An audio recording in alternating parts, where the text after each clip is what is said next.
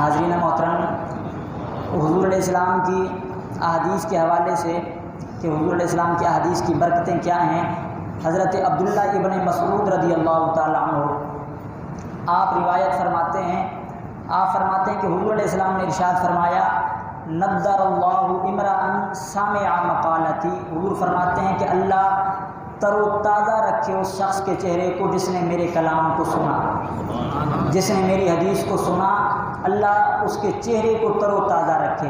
اور پھر حضور علیہ السلام نے ارشاد فرمایا کہ وہ میرے کلام کو سنے اور فحافظھا ووعاھا، کہ پھر وہ میرے کلام کو سننے کے بعد اسے محفوظ کرے، اسے یاد کرے، وادھاھا، اور آگے اسے لوگوں تک پہنچائے۔ جو شخص حضور کے کلام کو سنے، اسے یاد کرے اور لوگوں تک پہنچائے، تو حضور دعا فرما رہے ہیں کہ اللہ ایسے شخص کے چہرے کو تر و تازہ رکھے۔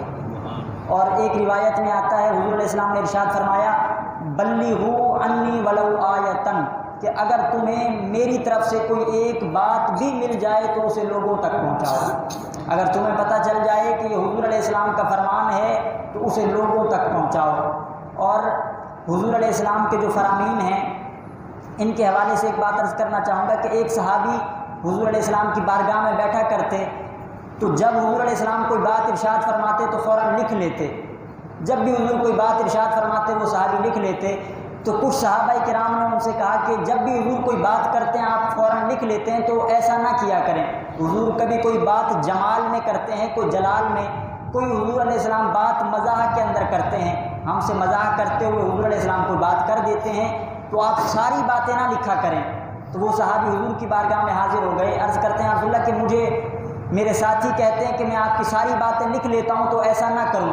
تو آپ ارشاد فرمائیں کہ میں آپ کی ساری باتیں لکھ لیا کروں۔ جب آپ مزاح میں کوئی بات کرتے ہیں، جب آپ کوئی بات جلال میں کرتے ہیں تو ہم لکھ لیا کریں۔ تو حضور علیہ السلام نے فرمایا، اے صحابہ، تم میں جب بھی کوئی بات کروں لکھنا چاہو تو لکھ لیا کرو۔ کیوں؟ انی لامزح ولا اقول الا الحق، کہ اگر میں مزاح بھی کر رہا ہوتا ہوں اس وقت بھی میری زبان سے صرف حق ہی نکلتا ہے، میری زبان سے حق کے علاوہ کچھ نہیں نکلتا۔ میں جس حالت میں بھی کلام کرتا ہوں میری زبان سے حق ہی جاری ہوتا ہے۔ یہی وجہ ہے کہ اللہ رب العزت نے قرآن میں فرمایا، وما ينطق عن الهوى، کہ ہمارے محبوب اپنی مرضی سے کلام کرتے ہی نہیں، ان هو الا وحی یوحیٰ، کہ جب محبوب کلام کرتے ہیں زبان محبوب کی ہوتی ہے، کلام اس پر خدا کا جاری ہو رہا ہوتا ہے۔ تو حضور علیہ السلام کا جو کلام ہے اس کی یہ برکتیں ہیں، اور یہ جب بھی حضور کا کلام آئے تو وہ حق ہی ہوتا ہے۔ اور آج ہم تک یہ جو احادیث پہنچی ہیں، ہمارے پاس آج ذخیرہ احادیث موجود ہے۔ آپ کسی مکتبے میں چلے جائیں تو حدیثوں کی ڈھیروں کتابیں مل جائیں گی۔ آج ہر جگہ ہمیں حدیثیں مل جاتی ہیں، تو یہ ساری برکتیں محدثین کی ہیں جنہوں نے حدیثوں کو جمع کیا۔ اور محدثین کرام نے کس ادب کے ساتھ حدیثوں کو جمع کیا، میں آپ کے سامنے ایک بات عرض کرنا چاہوں گا کہ آج حدیثوں کی کتابوں میں جو سب سے صحیح ترین کتاب مانی جاتی ہے وہ ہے بخاری شریف۔ اور بخاری شریف اسے امام محمد بن اسماعیل بخاری نے لکھا، اور امام بخاری کی کتاب کو لقب دیا جاتا ہے اصح الکتب بعد کتاب اللہ، کہ اللہ کی کتاب کے بعد اگر کوئی صحیح کتاب ہے تو وہ بخاری شریف ہے۔ اب امام بخاری نے اس میں حدیثوں کو جمع کیا، تو آپ نے کتنے ادب کے ساتھ حدیثوں کو جمع کیا۔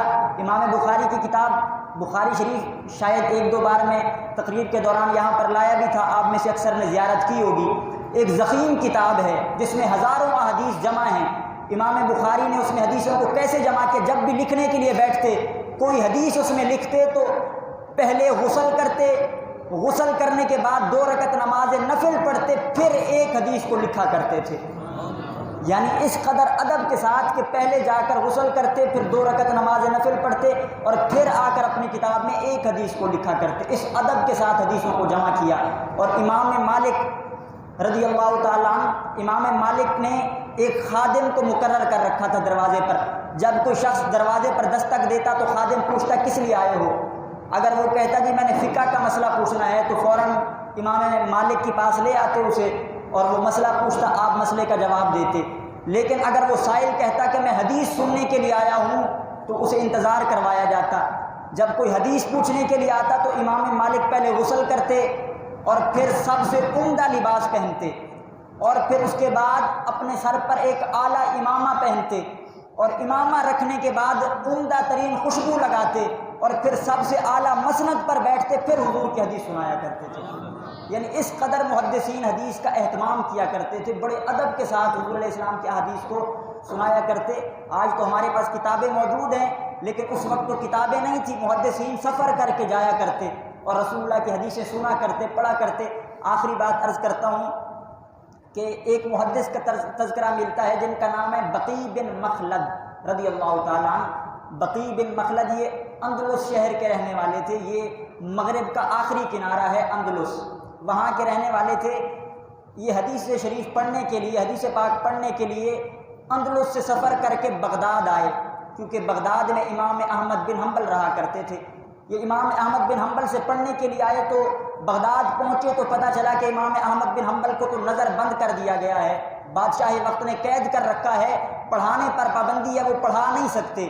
اب وہ بندہ پریشان ہوا اور کسی نہ کسی طریقے سے امام احمد بن حنبل تک پہنچ گیا اور عرض کیا کہ حضرت میں آپ کے پاس حدیث پڑھنے کے لیے آیا ہوں، میرا کوئی اور مقصد نہیں، میں اتنا سفر کے یہاں تک پہنچا ہوں سفر کر کے تو فقط حدیث پڑھنے کے لیے۔ تو امام احمد بن حنبل نے فرمایا کہ مجھ پر تو پابندی ہے، میں پڑھا نہیں سکتا۔ اب بقی بن مخلد نے کہا حضرت ایک حل میں آپ کے سامنے رکھتا ہوں، یہ حل ہے، اگر آپ چاہیں تو مجھے حدیث پڑھا سکتے ہیں۔ تو آپ نے فرمایا کون سا حل ہے؟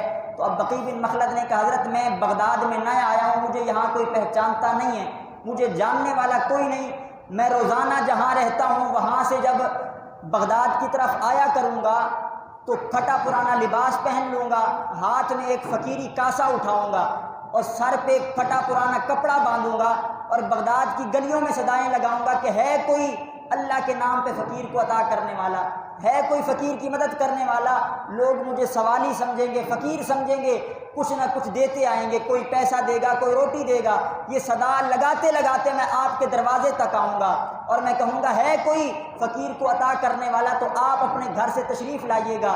یہ جو آپ پر سپاہی مقرر کیے گئے ہیں یہ سمجھیں گے کہ آپ فقیر کو عطا کرنے کے لیے آ رہے ہیں، خیرات دینے کے لیے آ رہے ہیں، زمانہ سمجھے گا کہ آپ خیرات دے رہے ہیں، آپ مجھے رسول اللہ کی حدیث پڑھا دیا کریں، کہ آپ مجھے ایسے آ کر حدیث پڑھا دیا کریں۔ تو امام احمد بن حنبل راضی ہوئے اور بقی بن مخلد ایک مدت تک بغداد میں رہے، روزانہ فقیروں کی طرح آتے، گلیوں میں صدائیں لگاتے اور امام احمد بن حنبل سے حدیث پڑھا کرتے تھے۔ تو اتنی مشقتوں سے حضور علیہ السلام کے فرامین ہم تک پہنچے ہیں، لہٰذا ہمارے پاس موقع ہے، رمضان کی بابرکت گھڑیاں ہیں، تو ہم اس میں زیادہ سے زیادہ جو ہے نیکیاں کریں، جتنا زیادہ ہو سکے ثواب کے کام کریں۔ تو روزانہ عصر کے بعد جو ہے درس حدیث ہوا کرے گا، آپ تمام حضرات ضرور تشریف لایا کریں۔ میں ایک برکت کے لیے آج حدیث پڑھ دیتا ہوں، اس پر گفتگو انشاءاللہ کل ہوگی، کہ حضرت فاروق اعظم رضی اللہ تعالیٰ عنہ آپ راوی ہیں، آپ فرماتے ہیں کہ حضور علیہ السلام نے ارشاد فرمایا انما الاعمال بالنیات، بے شک اعمال کا دار و مدار نیتوں پر ہے۔